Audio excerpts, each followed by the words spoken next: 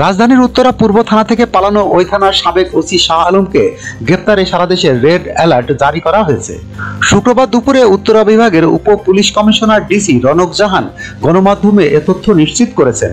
তিনি জানান, থানা থেকে গ্রেপ্তার শাহ আলমের পালিয়ে যাওয়ার ঘটনায় পুলিশ সদর দপ্তর থেকে রেড অ্যালার্ট জারি সহ সব ধরনের ব্যবস্থা নেওয়া হয়েছে। এ ঘটনায় পুলিশ বাদী হয়ে মামলা রুজু করেছে বলে জানান ডিসি রনক জাহান। এর আগে বুধবার মধ্যরাতে কুষ্টিয়া পুলিশ লাইন থেকে গ্রেপ্তার করা হয় শাহ আলমকে। রাজধানীর উত্তরা পূর্ব থানায় আনা হয়। বৃহস্পতিবার দুপুরে তাকে আদালতে সোপর্দ করার আগে থানা থেকে কৌশলে পালিয়ে যান তিনি।